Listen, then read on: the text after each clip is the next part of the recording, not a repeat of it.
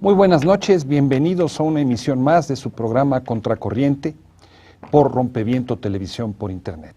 Soy Luis Hernández Navarro y hoy en la noche vamos a estar conversando con Simón Vargas sobre la guerra contra las drogas en México. No se vayan, volvemos en muy breves instantes.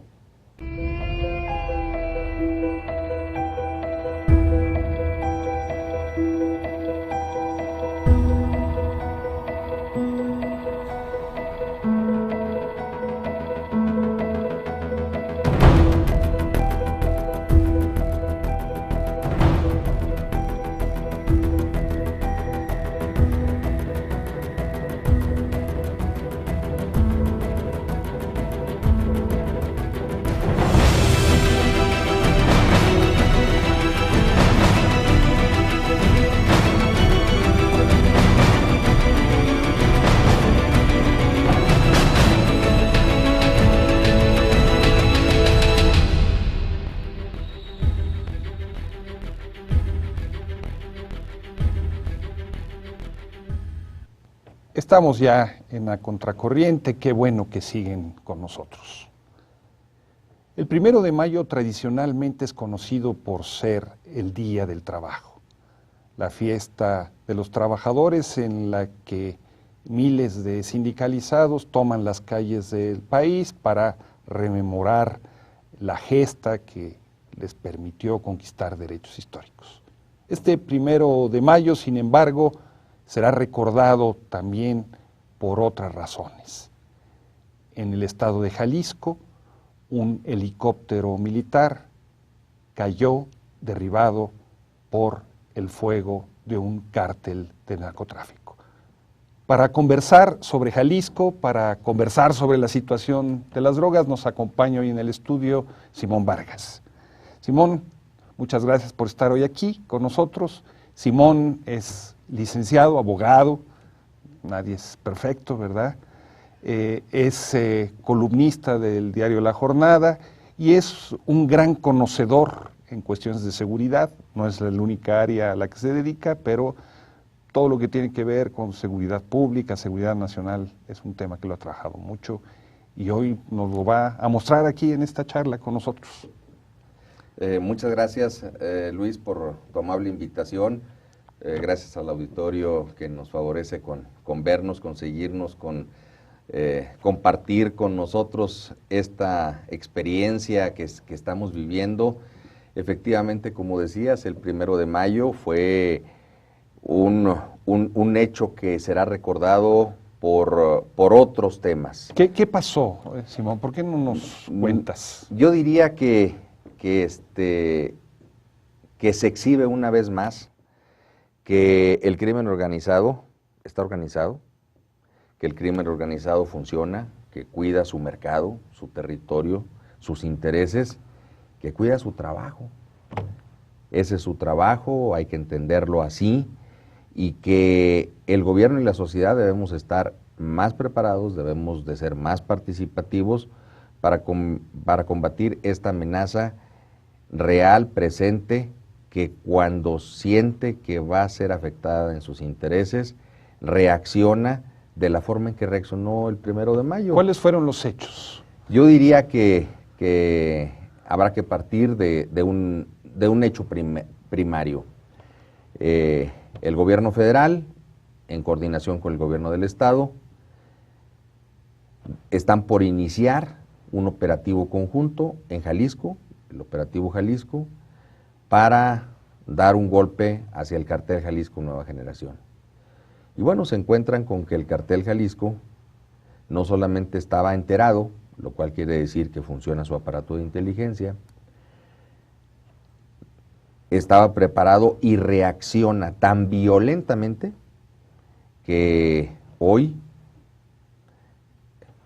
desde el 1 de mayo en que acontecieron los hechos, el gobierno federal y el gobierno del estado no han podido dar una respuesta contundente en contra del cartel Jalisco Nueva Generación. ¿El operativo en qué consistió? Mira, los operativos tradicionales que ha venido haciendo el gobierno federal y bueno, en coordinación con los gobiernos locales, se dirigen hacia alguna organización delictiva en particular, y vemos que algunos operativos han sido exitosos. Se detuvo al Chapo Guzmán, está el hermano de Amado Carrillo, Vicente Carrillo. Ha habido operativos muy bien elaborados, muy bien preparados, con éxito en el objetivo que ha sido la detención. Sin embargo, en este caso, en Jalisco, pues hubo una serie de errores o traiciones, no lo sabemos porque la información no ha fluido lo suficientemente. Sin embargo, esto desató una serie de preocupaciones, no solamente en México, con la sociedad, sino también en algunos otros lugares, en algunos otros centros de inteligencia, principalmente los Estados Unidos, en donde nos monitorean permanentemente por ser sus vecinos y porque cualquier acción pues tiene repercusiones allá. Y bueno, ¿qué pasó? Pues que hubo por parte del Cartel Jalisco Nueva Generación una capacidad de respuesta perfectamente articulada que no solamente impidió la concreción del operativo conjunto, sino que fue en una avanzada tal que anuló cualquier acción en contra de ellos. Y hoy... ¿Cómo se puede derrumbar un helicóptero como esos que son Bueno, fortalezas volando? Todos, yo diría que bueno, todos los seres humanos y por supuesto todos los artefactos, todos los equipos militares, todos tienen un talón de Aquiles. Y en el caso de la aviación, en el caso de los helicópteros, el talón de Aquiles se llama el rotor de cola.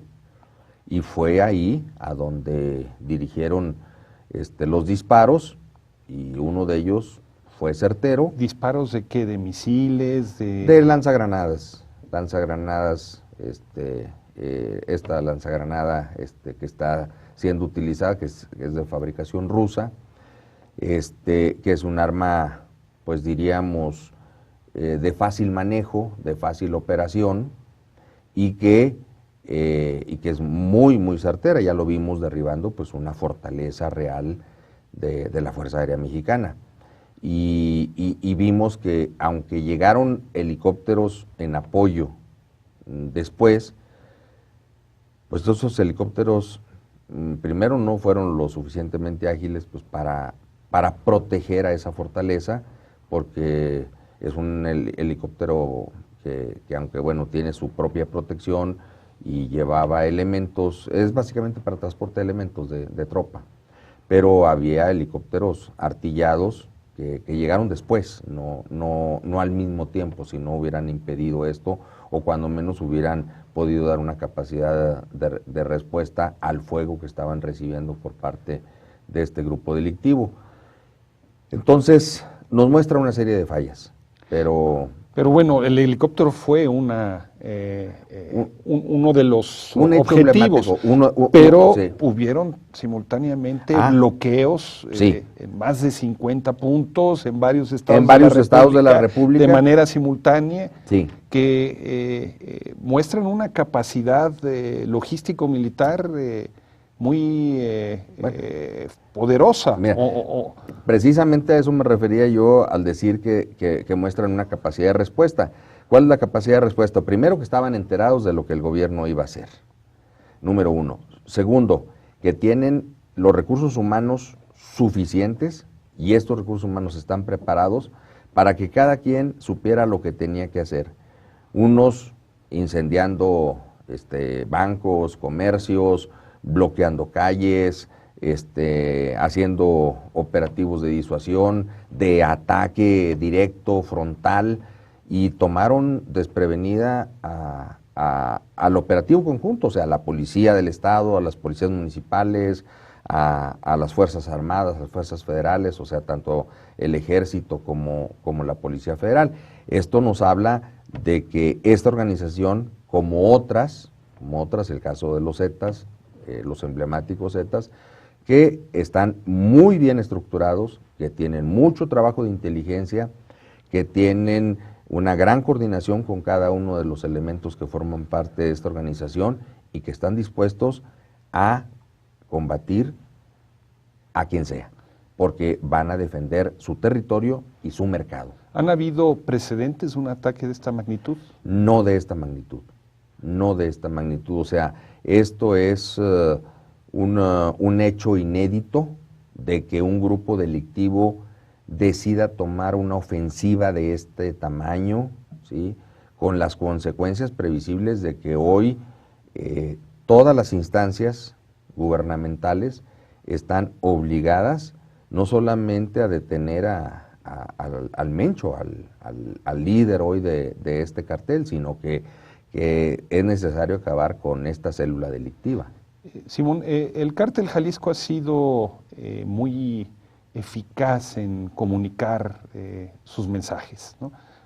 Ha subido en YouTube distintas puestas en escena en donde aparecen todos vestidos de negro, ¿no? Con máscaras, con armas de mucho de alto poder, con mensajes muy claros contra los caballeros templarios, en el caso de Guerrero y Michoacán, en contra de los Zetas en Veracruz. ¿De dónde viene esta estrategia y quiénes son ellos? Bueno, tenemos que recordar que en Jalisco estaba la presencia de Ignacio Coronel, Nacho Coronel, que tenía el control, y cuando él es abatido en un operativo militar por parte de la Marina, esta plaza, digamos que quedó un poco a la deriva, y quien logra subir por determinadas circunstancias a tener el control de un nuevo grupo delictivo es el Mencho, que, como él ha dicho, bueno, somos michoacanos, ¿verdad? Sí, pero el hecho de que quitaran de en medio, por la razón antes comentada, a Nacho Coronel, y luego los ataques que ha habido contra los caballeros templarios, pues ha permitido que este cartel Jalisco Nueva Generación crezca. Y bueno, Mencho ha demostrado que tiene no solamente la capacidad de organizar un cartel, sino que también tiene la capacidad de adiestrarlo, prepararlo, tenerlo totalmente disciplinado, con una gran cantidad de recursos, armamento, y esto nos habla de una amenaza y de que el crimen organizado está creciendo a niveles que no nos queremos dar cuenta, pero que ahí están. ¿Qué te parece si vamos a una pequeña pausa? Claro que y a sí. ustedes, amigos, los invitamos a que continúen aquí con nosotros en esta conversación sobre la nueva fase de la guerra contra las drogas. No se vaya, regresamos en muy breves instantes.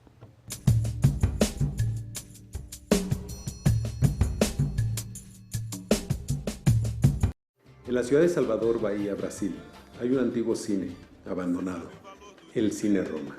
En este cine viven 4 niños que se dedican a la prostitución y una niña. Yo soy Alejandro Reyes y los invito a leer mi novela La Reina del Cine Roma, publicada recientemente por la Random House Mondadori, una historia de estos niños que sobreviven en las calles y en las favelas de Salvador Bahía, Brasil.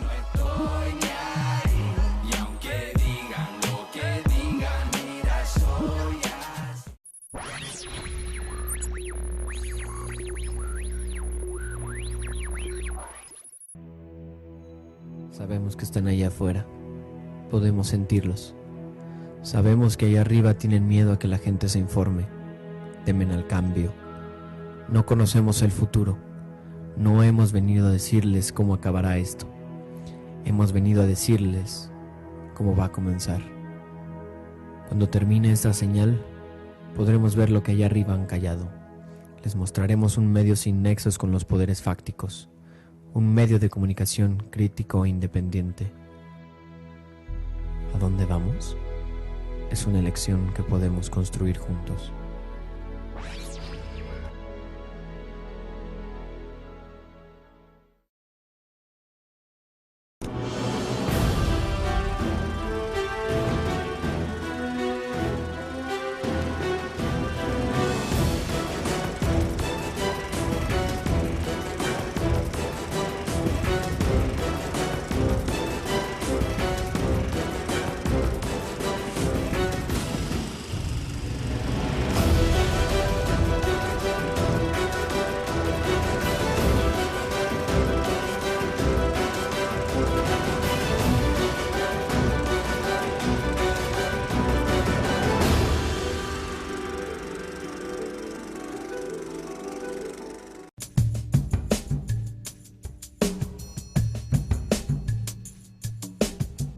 Estamos ya de vuelta en la Contracorriente conversando con Simón Vargas sobre la nueva fase de la guerra contra las drogas. Simón, hablamos de los mensajes que manda el Cártel Jalisco Nueva Generación. Y uno de sus comunicados permanentes es presentarse ante la sociedad como narcotraficantes, como empresarios de la droga, no como delincuentes, no como maleantes. Incluso en ciertos momentos ellos ofrecen que van a poner orden, ¿no?, que van a combatir a las pequeñas bandas de rateros, secuestradores, etcétera, etcétera. ¿Eso es cierto? ¿Cómo explicar esto? Bueno, en lo que íbamos comentando de que este es un mercado real, que este es un negocio real, quisiera... Un negocio de entre 50 y 65 mil millones de dólares al año, ¿no? Al año. Esas son las estimaciones, pero también en esto hay cifras negras. ¿Sí? También. También en esto hay cifras negras. Pero yo quisiera apuntar dos cosas. En primer lugar, México se ha convertido en el segundo exportador de heroína del mundo. ¿Segundo o tercero? Segundo, ya es el segundo. Esos son los datos. Por debajo de Afganistán. Afganistán es el número uno. Por arriba de Myanmar ya. Por arriba, o sea, ya estamos en segundo lugar. Que es la droga que se consume crecientemente Que en Estados crecientemente Unidos. es la droga que se consume crecientemente y es la droga que deja mayores ganancias. Más que la cocaína. Más que la cocaína. O que las drogas químicas. Las drogas químicas digamos, es el segundo mercado. No tanto, las drogas sintéticas es el número uno porque es más dinero, pero mayor nivel de ganancia, ¿sí?, porcentual, es la heroína. Y también es una droga mucho más peligrosa, por eso los Estados Unidos le ponen tanto atención, igual que en Europa. Sin embargo, si nos remontamos, bueno, pues hubo hasta una guerra del opio, ¿sí? Los ingleses contra China. Entonces, hoy estamos inmersos en ese mercado en donde ya México es el segundo lugar. Luego, en el caso de la marihuana, México ya es el segundo productor en el mundo. Después de Marruecos. ¿Sí? Pero México es el segundo. Tercero, México es el número uno que recibe metanfetaminas del principal país exportador, que es la India, y el principal país de destino es México. Entonces, si nosotros analizamos esos tres datos duros, pues tenemos que reconocer que hay una industria, ¿sí? Hay unos empresarios que se presentan así. Yo diría, ese es un elemento. Segundo elemento, todas las encuestas dicen que hoy lo que más requiere la sociedad, lo que más demanda la sociedad, es seguridad. Y los grupos delictivos que tienen sus áreas de inteligencia perfectamente demostradas el 1 de mayo y perfectamente demostradas por otros, el Mayo Zambada, el propio Chapo Guzmán, que se escapó una vez de la cárcel y que llegó a ser el número uno, que logró que el cartel de Sinaloa tenga presencia hoy real, con poder real, en 40 países del mundo. 40 países. 40 países del mundo, con presencia del cartel de Sinaloa. Y que el cartel sigue funcionando. Con el Chapo en la cárcel. Con el Chapo en la cárcel. Entonces quiere decir que, como sucede en los grandes corporativos, de repente el director general o el presidente del consejo mueren o se retiran y la empresa sigue funcionando. Que ese sería un nuevo tema de decir, bueno, ¿queremos meter a estos a la cárcel o queremos acabar, lesionar al narcotráfico? Recientemente, en una reunión con expertos de otros países, incluso la presencia ahí de algunos agentes de inteligencia de varios países, se comentaban dos cosas. México requiere, por un lado, dar un golpe certero hacia un grupo narcopolítico, ¿sí? De tal forma de que se diga, vamos en serio, ¿sí? Y la segunda, hay que lesionar las finanzas.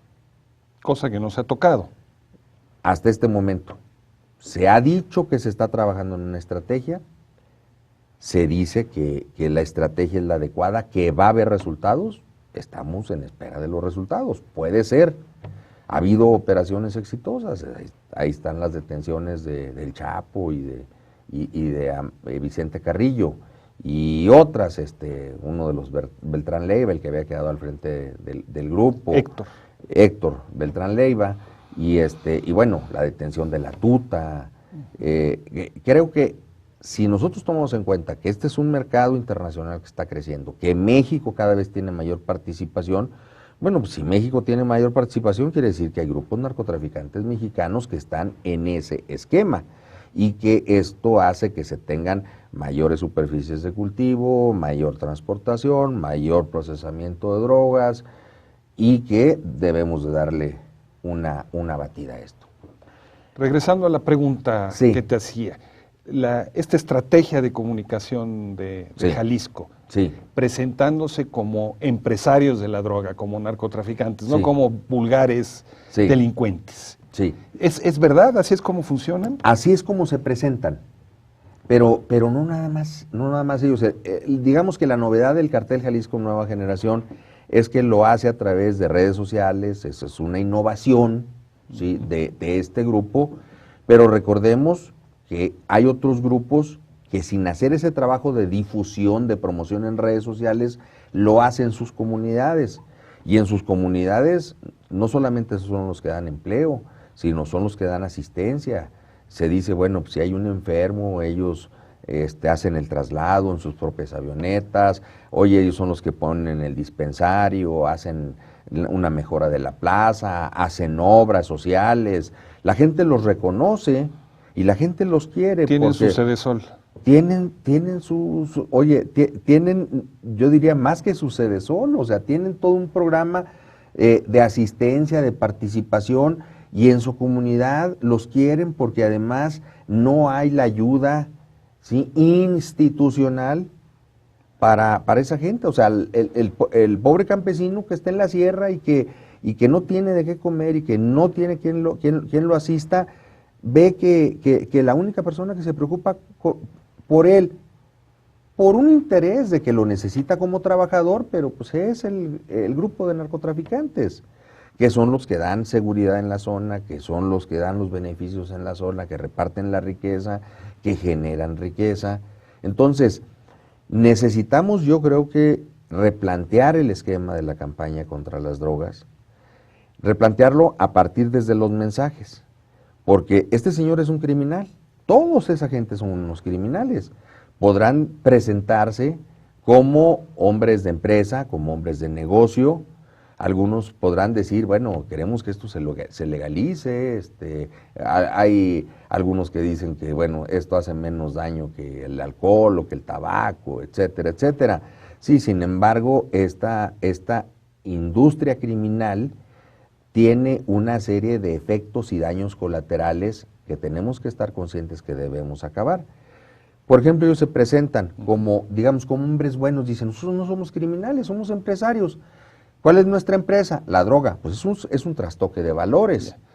Pero a ver, déjame entonces plantearte la pregunta en estos términos. Cuando se ha explicado la forma de funcionamiento de los Zetas, se habla de que los Zetas, cuando abren territorios, establecen alianzas con los grupos de delincuentes locales y se dedican entonces no solamente al negocio de las drogas, sino también del robo de autos, de la extorsión, de los secuestros, etcétera, etcétera. Trata de personas. O sea, la industria criminal en forma, ¿no? Sí. Toda la industria criminal. Sí. Cuando Jalisco Nueva Generación da su mensaje, dice, no, nosotros no somos así, nosotros nada más nos dedicamos al mundo de las drogas. Y cuando uno recoge, por ejemplo, las impresiones en Veracruz, donde ellos han combatido a los Zetas y se han quedado con el mercado, Hay gente que dice que las cosas están más tranquilas ahora, que se matan entre ellos, pero que ya esto no llega a la sociedad. ¿Será esto cierto o no lo será? No, sí es cierto. En algunos casos, por ejemplo, cuando se da la detención del Chapo Guzmán, hubo muchas zonas del país que decían, "Oh, qué malo que detuvieron al Chapo Guzmán". Y entonces uno decía, bueno, ¿por qué qué malo que detuvieron al Chapo Guzmán? Y decían, bueno, lo que pasa es que la presencia de los Zetas es más nociva para la sociedad. ¿Por qué? Porque el cartel del Chapo Guzmán pues solamente se dedicaba a las drogas, no se metía, no secuestraba muchachas, no hacía alardes de violencia y mataba gente de manera indiscriminada porque cobran derecho de piso en discotecas, en restaurantes, en los famosos antros de los jóvenes. Entonces, la gente decía, bueno, si va a haber la presencia de un grupo criminal, pues yo prefiero que sea el grupo criminal del Chapo y no de los Zetas, porque los Zetas me perjudican más. Lo mismo está pasando con el cartel Jalisco Nueva Generación, que retoma esta filosofía, ¿sí? Porque tienen una alianza estratégica el cartel Jalisco con el cartel de Sinaloa. ¿Son parte, no son parte de lo mismo? ¿O Sí, son parte porque hicieron una alianza estratégica. Okay. Y retoman ese tema de decir, nosotros queremos que la sociedad nos vea bien. O sea, que digan, sí, nos dedicamos a esto, pero no dañamos a la sociedad. El que quiera entrarle al vicio, el que quiera entrarle al negocio, ¿sí? Lavado de dinero, etcétera, bueno, que le entre bajo un esquema de empresario, pero no dañamos a la sociedad en puntos tan sensibles como el derecho de piso. Digo, tenemos, por ejemplo, en el caso de algunas regiones de Tamaulipas, algunas regiones de Coahuila, que se les cobra derecho de piso hasta un pobre hombre cuyo único negocio y sustento de su familia es un carrito hot dogs. Ellos tienen que pagar. Ellos tienen que pagar. Y alguna vez yo platicaba con uno de ellos, me decía, mire, pues está bien, o sea, yo tengo que pagar 100 pesos diarios, ¿sí? Ese no es el problema, los 100 pesos. El problema es que de repente llegan 8 camionetas y le tengo que dar de cenar a 60 tipos, y comen 2, 3 hot dogs cada uno y se acabaron todo. O sea, y como mi negocio va al día, pues al día siguiente estoy tronado, ¿sí? Entonces, esas son las cosas que el cartel Jalisco está pretendiendo hacer, que se me hace muy osado y también inteligente, porque están dando una faceta de que, oye, sociedad, yo no estoy contra ti, y además esto no es malo, esto es un negocio, esto es una empresa, ¿sí? Este trastoque de valores en el que tenemos que trabajar, también todos, autoridades, instituciones civiles, la sociedad en general, para poder ir identificando y poniendo a cada quien en el lugar que realmente le corresponde. De lo contrario, sí, vamos a permitir que ya se vuelva esto la normalidad. Y eso sería muy grave. La normalidad. ¿Qué te parece si vamos a una pequeña pausa? Adelante. Y a ustedes los invitamos a que continúen con esta interesante charla. Regresamos en muy breves instantes.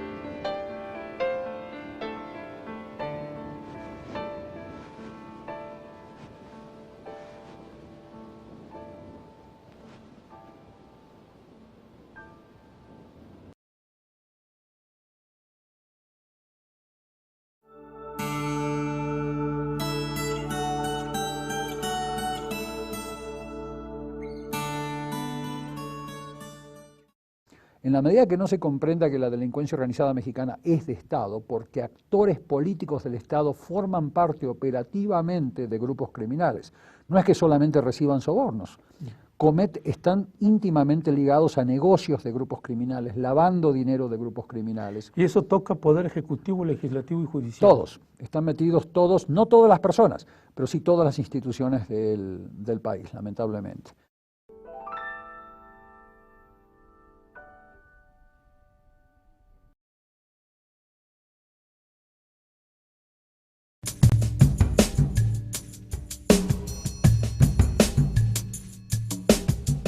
Estamos ya de vuelta conversando con Simón Vargas sobre la nueva fase de la guerra contra las drogas, sobre el pasado 1 de mayo y lo que significaba. Y Simón, cuando nos hablabas de este negocio del narcotráfico, lo que implica, ¿cómo tienes una idea, una estimación de cuánta gente participa en él? ¿Qué implica socialmente esto? Los números que se han manejado, los manejaron 2 exsecretarios de la Defensa. Para que no quepe duda de dónde viene la información. Para que no quede duda, además está consignada tanto en la Cámara de Diputados, a donde fueron a comparecencias, como en la prensa. O sea, es información abierta, de fuentes abiertas, que se puede consultar. El general Vega y el general Galván mencionaban que un número aproximado de 500,000 personas. Medio millón de Medio personas. millón de mexicanos dedicados a este negocio, en esta empresa. A sembrar, procesar, trasladar, etcétera, etcétera. Etcétera, dar protección y bueno, y lavado de dinero, porque pues lo que muchos ciudadanos se preguntan y nos preguntamos es, sobre todo los que vivimos en provincia, decimos, pues todos sabemos quiénes son y dónde viven, ¿sí? ¿Y por qué no se les detiene? ¿Sí? Es una pregunta de, pues, si esto va en serio, pues, cada quien puede señalarlos, y no se hace esto. Entonces, si hay 500,000 personas, y si esto es delincuencia organizada, como lo es, y si estos son grupos perfectamente estructurados, como ha quedado acreditado, uno dice, es un factor político electoral importante que puede definir una elección. Porque estamos hablando de 500,000 personas que forman parte de una estructura criminal. Pero esta estructura criminal tiene un mercado nacional en crecimiento. Y ese mercado, ¿sí?, tiene una fuerte dependencia de este grupo criminal. Entonces, es un riesgo a la seguridad nacional porque este grupo puede definir el rumbo del país. ¿Cómo sería su implicación en el proceso electoral ahora que estamos en la antesala de unas elecciones federales y estatales? Pues ha habido muchos señalamientos de que algunas gentes tienen fuertes vínculos con el narcotráfico, a niveles bajos, intermedios y altos de la administración pública, ¿sí?, niveles locales y federales, ¿sí? Entonces, esa parte que se ha dicho, falta penetrar en ese mundo, porque es un mundo creciente. Y es un mundo que, por ejemplo, Jalisco, digamos, la noche del 30 de abril, ¿sí?, Jalisco no figuraba en este esquema. Se sabía que existía un cartel Jalisco Nueva Generación, que ahí andaba, que ahí estaba. Se especulaba que a lo mejor llegaba hasta Michoacán, que tenía presencia en Colima, que podía hacer algunas acciones en Nayarit, que estaba vinculado con el cartel de Sinaloa. Pero el 1 de mayo, ante una acción directa contra ellos, la capacidad de respuesta quedó perfectamente acreditada. Y entonces uno dice, ahí están presentes, ¿sí? Cuando despertamos, ahí seguían. Tú decías, siguiendo con este asunto de las elecciones, han habido candidatos electorales, candidatos a puestos de elección, sí. popular, asesinados. Así es. En zonas ligadas al narcotráfico. Hemos visto lo sucedido en Chilapa, Huajuecotingo, por ejemplo, en Guerrero, pero también en Tabasco, etcétera, etcétera. Esta presencia de la violencia del narcotráfico es un factor disruptivo real en el proceso electoral. Yo diría que, bueno, en Guerrero ha habido estos ejemplos, estas manifestaciones trágicas, porque quiere decir que algún candidato o estos candidatos no accedieron a las pretensiones que tenía el crimen organizado sobre ellos y entonces simplemente los eliminaron. Pero hay muchos testimonios de gente que ha dicho, yo tenía interés en participar en un cargo y recibí una amenaza, ¿sí?, de que iban a irse contra mi familia o contra mí. Y hay incluso presidente Calderón lo vivió de cerca, un candidato amigo de él, candidato a presidente municipal, que fue obligado a reconocer su derrota porque el crimen organizado de allí no quería que él fuera el electo.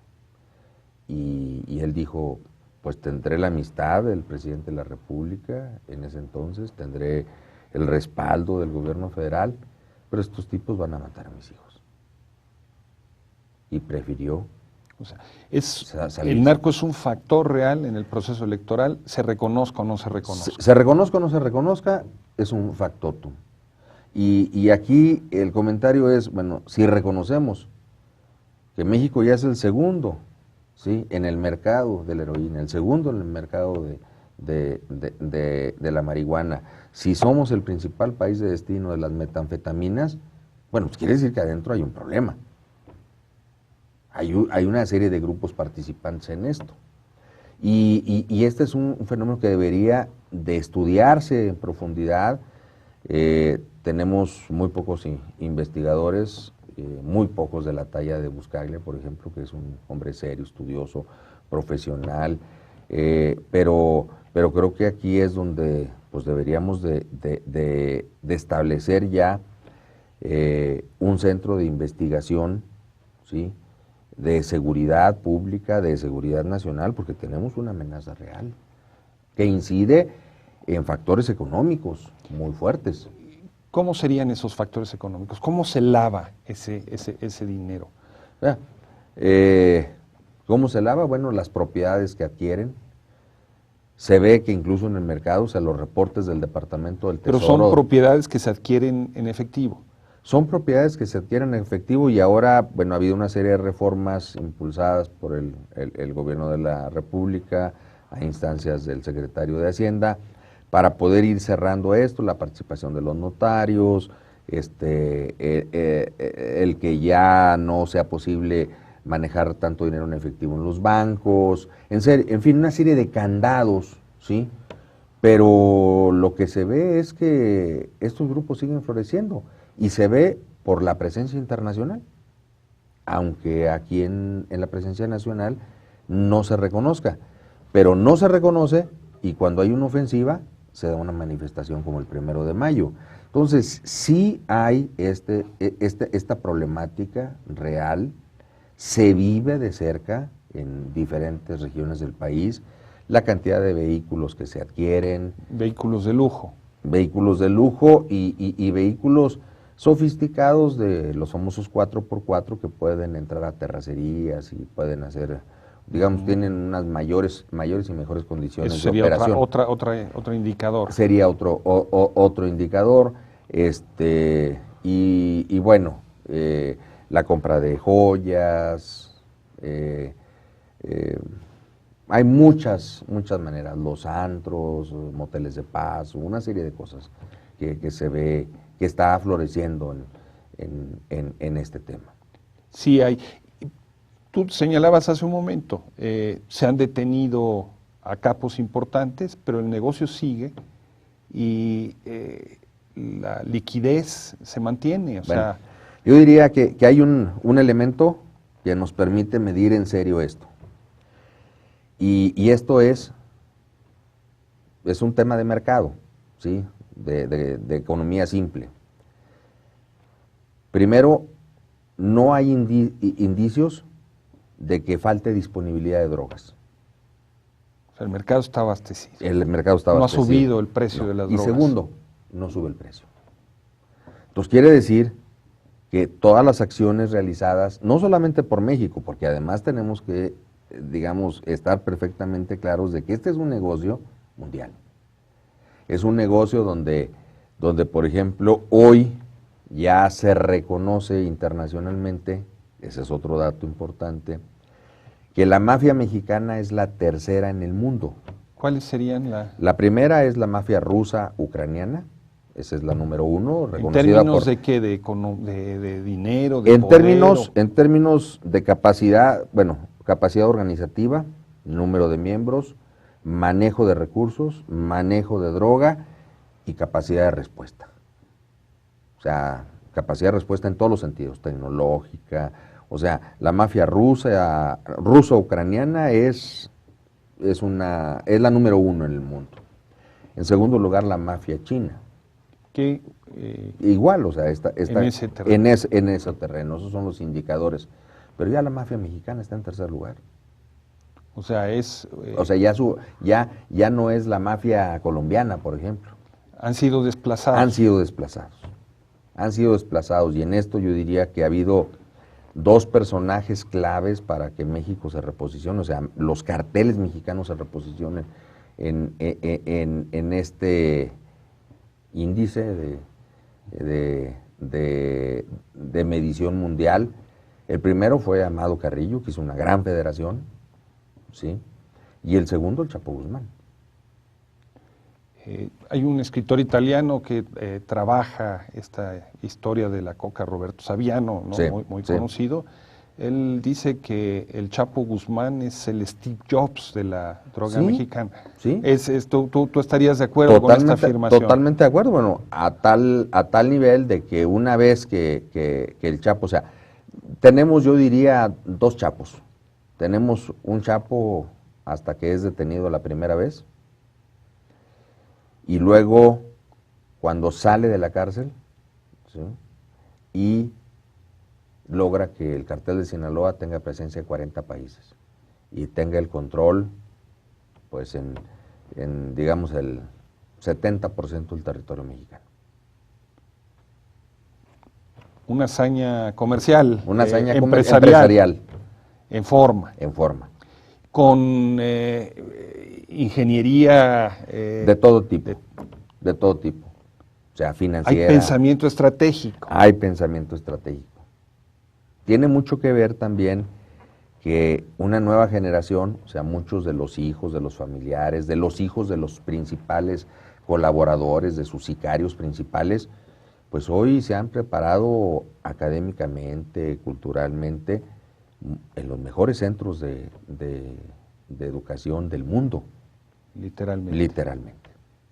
Literalmente. Muchos, digo, egresados del TEC de Monterrey, egresados del ITAM, egresados en Estados Unidos de ¿Y es un universidades. negocio de mexicanos, dirías tú?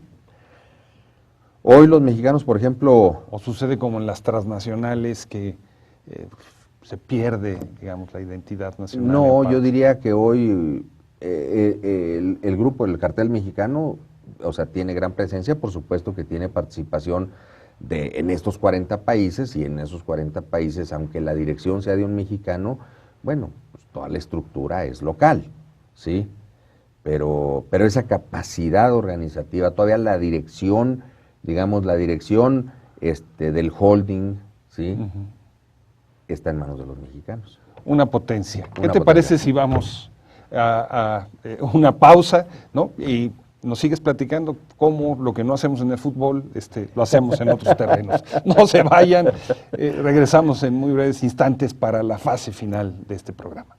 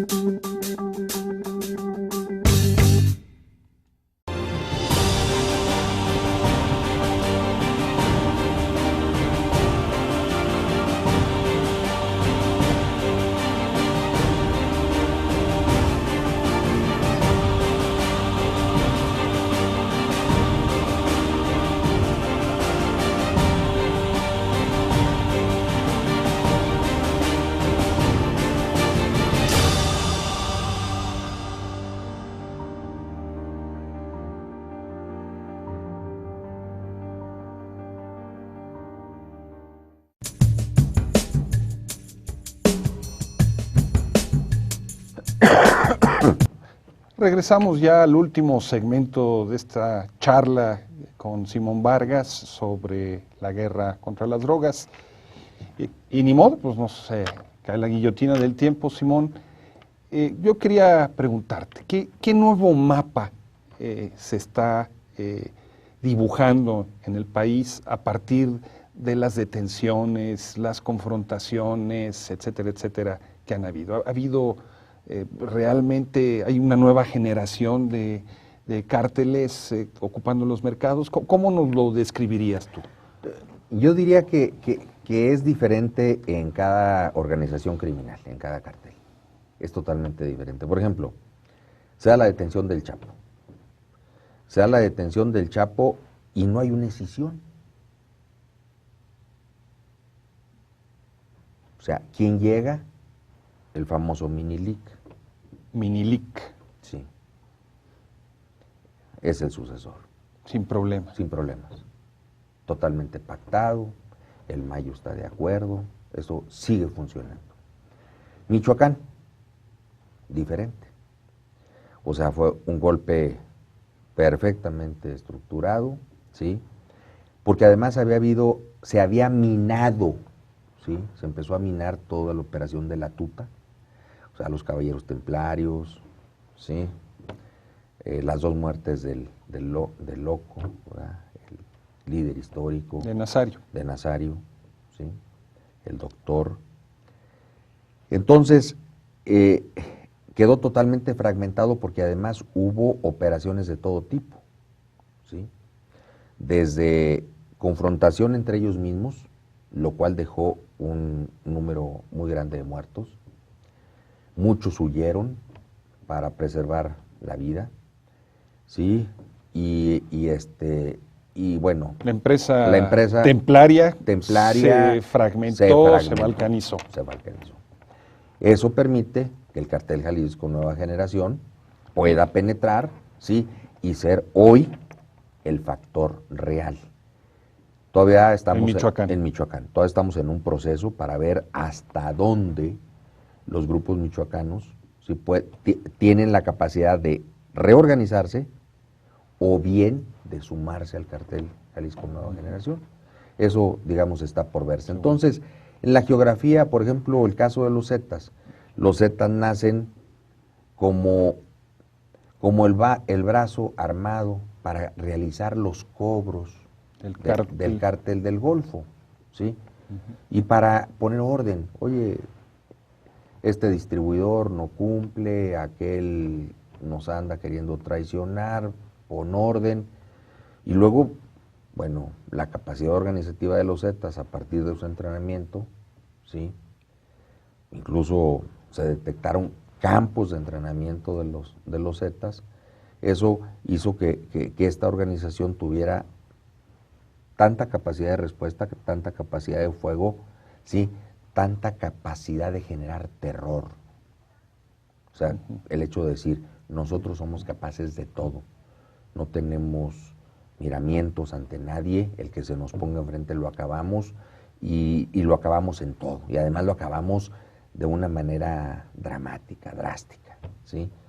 Y, bueno, hoy, ¿sí? A partir de la desaparición de Lascano, Heriberto Lascano, pues esto ha sufrido algunos cambios. La organización como tal no ha tenido la capacidad de mantenerse unida y hay algunas células que funcionan bien, otras funcionan regular. Hay una fragmentación. Hay una fragmentación, sí, digamos, hay una fragmentación en proceso y también una reorganización en proceso.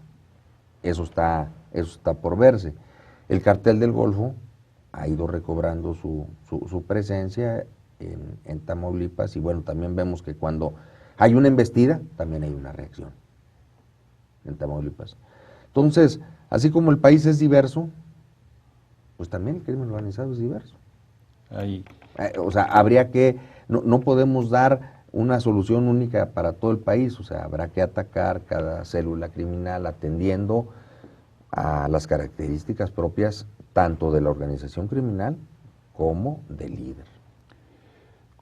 Uno de los elementos que jugó en la sucesión presidencial de el 2012 fue decir, Felipe Calderón y su guerra contra las drogas demostró que no sabe cómo hacerlo y que era por lo tanto el momento del regreso del PRI, porque ellos sí sabían cómo hacerlo. A 2 años y cacho de distancia, a los hechos de Jalisco y todo lo que ha venido sucediendo. ¿Tú dirías que esto es cierto, que esa es una imagen que corresponde a la realidad? Yo diría que, como decía el maestro Ortega y Gasset, tiempo y circunstancia. El presidente Calderón decidió tomar una ruta frontal y decir voy a desatar una guerra, una lucha, porque primero se declaró la guerra y luego se dijo que no era guerra, en fin, una embestida contra el crimen organizado y bueno, pues, 100,000 muertos.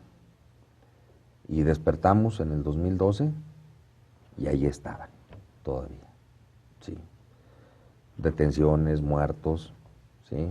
La detención, bueno, iba a ser detención y finalmente mataron a Arturo Beltrán Leiva en Cuernavaca en una acción que se convirtió en una obsesión para el gobierno, o sea, acabar con Beltrán Leiva, con Arturo, y dejaron muy fraccionado a ese grupo. Tan fraccionado que en el momento en que él estaba presente, bueno, pues Guerrero funcionaba de una manera, porque hoy vemos pues, que todos los grupos de Guerrero tienen su origen en buena parte en Arturo Beltrán. Entonces, vemos esa parte. O sea, yo diría, Felipe Calderón escogió ese esquema, resultado, 100,000 muertos y hablamos como de 60,000 desplazados, ¿sí? Más las cifras negras. Más los desaparecidos. Más los desaparecidos. Y despertamos al 2012 y el monstruo seguía vivo. Se inició una nueva estrategia, se diseñó una nueva estrategia, yo diría, se dijo, vamos por 120. ¿Sí hubo una nueva estrategia o simple y sencillamente fue una estrategia mediática de dejar de hablar sobre la guerra contra las drogas, pero seguirla haciendo en los mismos términos? Yo diría que, o sea, cada quien define su estrategia. Ellos definieron una estrategia y la estrategia fue, vamos a detener a 120 líderes, ¿sí? Estos son los capos, estos son los objetivos y vamos por ellos. Y llevan, pues, el 60% o 70% de resultados respecto de las detenciones. Pero ahí sigue. La pregunta es, ¿acabó la violencia? La pregunta es... ¿Se acabó el negocio? Se acabó el negocio. ¿La influencia del narco en la política? La inseguridad. La inseguridad. O sea, ¿cuáles son las...? O sea, yo diría, creo que tenemos que, entre todos, o sea, y este no es un trabajo exclusivo de las autoridades, sino también de la sociedad civil, es, ¿qué vamos a hacer con este fenómeno? Porque ahí está. Bueno, en un minuto. ¿Qué vamos en el minuto final, okay. ¿Qué vamos a hacer? Yo diría que hay 2 experiencias probadas. La primera experiencia, Yucatán. Yucatán, la presencia del narcotráfico no había. Cuando quiere penetrar, el gobierno del estado toma una decisión, ¿sí?, de decir, no vamos a dejar que penetre. La sociedad de Yucatán, una sociedad unida, una sociedad con identidad, decide no permitir esto. En ese entonces, la gobernadora Ivonne Ortega... Te queda un minuto para la otra. Ok. Ivonne Ortega dice, no pasa y no pasaron. ¿Sí? Muertos, enfrentamientos, pero se dieron cuenta de que había totalmente, ¿sí?, un esquema de no dejarlos pasar. Segundo caso, Ciudad Juárez. Ciudad Juárez vivió los peores momentos. Y sin embargo, en una estrategia de implicación de la sociedad con las autoridades locales y con fuerzas federales, lograron bajar los índices de criminalidad, los índices de violencia y hoy tenemos un nuevo Ciudad Juárez. Es fácil hacerlo, lo difícil es mantenerlo. Yo diría, así como estas dos, uno en el caso de que no había y quisieron entrar y otro en el caso de que sí había y había que erradicarlos, la participación tiene que ser integral con aspectos que no se han visto. Generación de empleo, salud, educación, etcétera. Es un tema complejo que habrá que seguir platicando, mi querido Luis. Pues sí, porque el tiempo ya se nos acabó desafortunadamente. Simón, muchas gracias por este terrible panorama que nos ayudas a vislumbrar, aunque pones alguna esperanza en el camino. Y a ustedes, amigos, también muchísimas gracias por estar presentes el día de hoy aquí en La Contracorriente. Ya saben, los esperamos la semana que viene a la misma hora, aquí por Rompeviento. Y no se despeguen de su pantalla, ya no televisora, pero sí su pantalla, porque a continuación sigue Lo que Rompeviento se llevó con la muy brillante conducción de Jesús Taylor. Nos vemos la semana que viene.